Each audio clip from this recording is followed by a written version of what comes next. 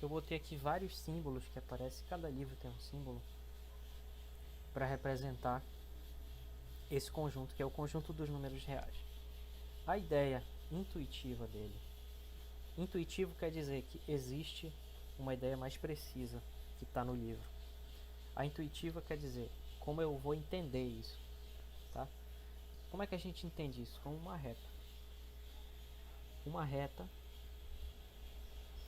ela é um modelo para entender o conjunto dos números reais. Por quê? Porque é uma reta onde eu marco aqui o zero e eu marco os números naturais aqui, 1, 2, 3, mais ou menos, né? Menos 1, menos 2. E nessa reta cabe a medida de qualquer distância. Então aqui estão esses números para contar, vou falar mais sobre isso depois. Mas também estão os números negativos, os números racionais, que são as frações,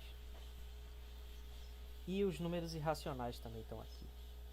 Então a principal característica do conjunto dos números reais é que eles servem para medir qualquer grandeza física real.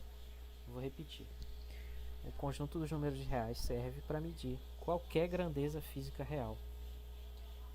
Inclusive, tem teorias aí da física que aparecem números complexos. Mas as medidas são números reais, certo? Isso acontece na mecânica quântica. Bom,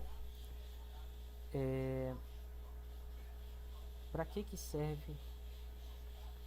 Por que é necessário esse negócio de número que não é racional? Bom,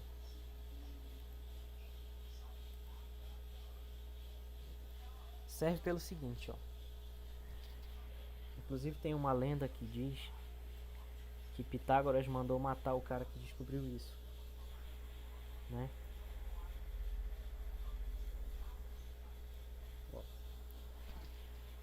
Porque lá na escola pitagórica, né, que eu mencionei antes na Grécia Antiga, eles tinham um lema que era tudo é número, mas número para eles era só números maiores que zero, inteiros ou fracionários. Então, aí teve um cara que falou o seguinte, bacana. Ops. Ficou linda essa reta, né? Tá. Vou fazer aqui um quadrado.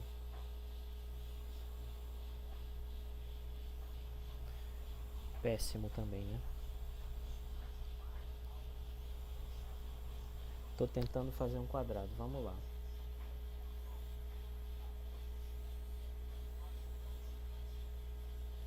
Aqui, um quadrado com dor nas costas. Tá bom. Aqui mede 1, aqui mede 1 também.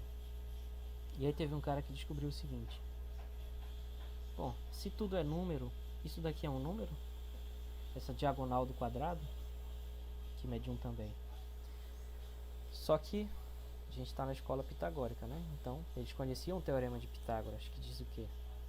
Esse triângulo é um triângulo retângulo. Então, o quadrado da hipotenusa é igual à soma dos quadrados dos catetos. 1 ao quadrado mais 2 ao quadrado. Mais 1 ao quadrado.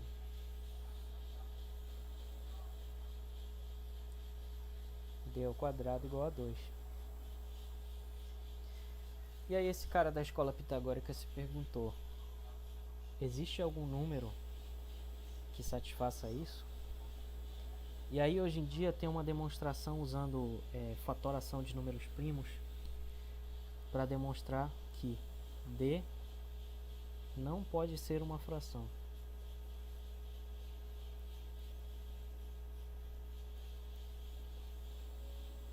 Não pode ser um número racional.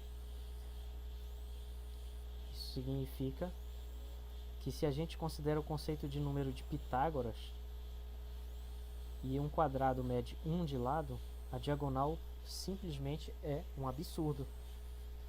Mas só que o quadrado existe, né? Então isso significa que quem está errado é o conceito de número. Não sei se ficou muito claro isso. Espero que sim. Então o que eu quero dizer é o seguinte, se a gente acha que número é só fração, A sobre B, a diagonal de um quadrado cujo lado seja 1 não é uma fração. Na verdade, ela é um número irracional, raiz quadrada de 2, que vale aproximadamente 1,4, né? Aproximadamente, não é igual. Então, o conjunto dos números reais é essa reta aqui, sem as brechas. Porque, ó, se eu trouxesse isso aqui para cá, aqui o raiz de 2, e se isso aqui fosse o conjunto dos números racionais, que são as frações, A sobre... Tem que aprender a escrever, né? Antes de ser professor. Vamos lá. A sobre B. Se aqui fosse só frações, bem aqui teria um buraco, porque a raiz de 2 não é uma fração, né? Então o conjunto dos números reais, esse aqui, ele serve justamente para preencher esse buraco, certo? Outro buraco está por aqui, cadê? 2, 3, aqui. Aqui está o π.